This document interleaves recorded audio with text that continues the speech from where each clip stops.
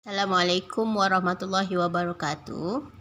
Pada kelas yang lalu, kita telah membincangkan bagaimana nak mengira KC dan KP bagi sistem yang sudah berada dalam keadaan equilibrium lah. So situasinya kalau kita ada untuk tindak balas ni, contohnya kita ada tindak balas A gas produce B gas.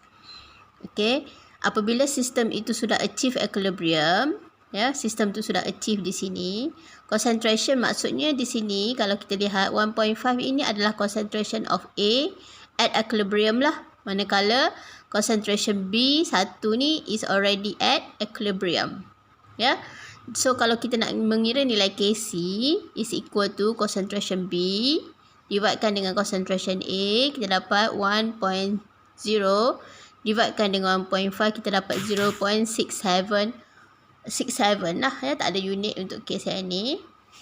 Kita just ambil saja nilai concentration yang sudah berada dalam keadaan equilibrium itu, masukkan dalam expression Kc and Kp, kira and then kita dapat jawapan lah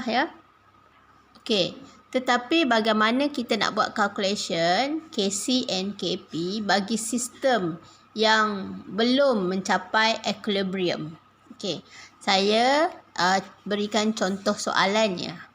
Soalannya adalah seperti yang diberikan di bawah, At 25 degree Celsius, the direction A gas produce B gas has Kc. Ini dia suruh kira, dia diberikan Kc.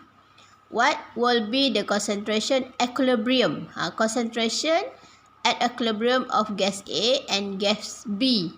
If in a closed container, the initial concentration of A is let to react at concentration of 1.5.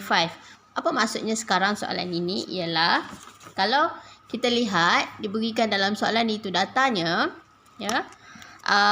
kamu diberikan data initial concentration of A lah. Ini adalah initial concentration of A. Kita tak boleh mengira nilai Kc pada masa ini, sebab ini adalah initial concentration of A. Pada masa ini belum lagi terjadinya B lah, B masih lagi kosong. Nilai Kc, nak masukkan nilai Kc adalah pada masa sistem itu achieve equilibrium, dan kita tak tahu berapa nilai ini lagi, berapa concentration of A itu apabila dia achieve equilibrium, dan berapa concentration B ni, sama ada dia lebih tinggi daripada A ataupun dia lebih rendah daripada A, kita tak pasti lagi. So macam mana kita nak menjawab soalan ini ialah, kita kena sediakan suatu jadual seperti berikutlah, So jadual ini kita kenali dia sebagai ice table, So kalau kita lihat dalam jadual ini, apa maklumat yang kita ada, yang kita kena tuliskan ialah, kita kena tuliskan equation bagi sistem yang kita nak kira itu, yang kita nak kaji tersebut. Kita kena tuliskan initial concentration-nya. Initial concentration of A asalnya adalah 1.5. Asalnya initial concentration of B adalah kosong kat situ, Di sinilah tak tahu lagi, apa yang berlaku ialah A nanti dia akan berkurang sebanyak, sebab ini satu, dia akan berkurang sebanyak 1 mol lah, Sama juga dengan B, dia akan bertambah sebanyak 1 mol, Dia akan bertambah sebanyak 1 mol, A akan berkurang sebanyak 1 mol,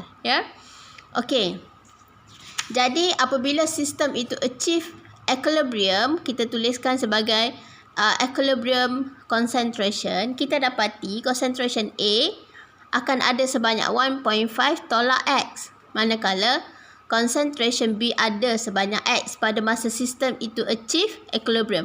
Maksudnya dekat sini kita dapati nilai ini adalah bersamaan dengan nilai ini 1.5 minus X, tapi kita tak tahu lagi berapa. Then we have to calculate lah yang itu, Kita kena kira 1.5 minus X sama dengan berapa, kita tak tahu lagi. So kita masukkan dalam jadual ini. Dah dapat jadual ini, apa kita buat ialah kita ekspreskan nilai Kc dan nilai Kc, that is the concentration of B, dividedkan product, dividedkan dengan reactant, pada masa sistem itu achieve equilibrium lah. So, pada masa sistem itu achieve equilibrium, concentration B adalah X. Pada masa sistem itu achieve equilibrium, concentration A adalah 1.5. Ini adalah sistem, ini adalah X apabila nilai B, iaitu X apabila dia achieve equilibrium. Manakala concentration A bila dia achieve equilibrium, okey, adalah ini. Jadi baru boleh disamakan dengan nilai Kc. Sebab Kc hanya kita dapati apabila sistem itu sudah achieve equilibrium. So diberikan nilai Kc tadi sebanyak 5. So jadi kita akan dapati 5 equal to X dividedkan dengan 1.5 minus X. So kita kira berapa concentration of X. Kamu tekan calculator. Then you will get 1.25 molar lah. Ya, X tu adalah 1.25 molar. So, kalau kita lihat, X ini adalah bersamaan dengan concentration B lah. Ya, kan? X adalah sama dengan concentration B. Ya. Okay, that is equal to 1.25. Manakala concentration A adalah 1.5 minus 1.5 minus X. 1.5 minus X dapat 0.025.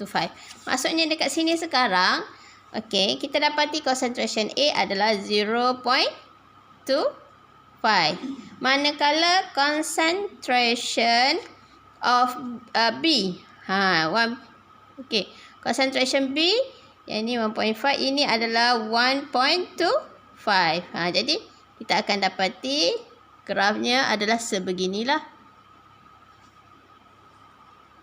Okay, this is A, this is B.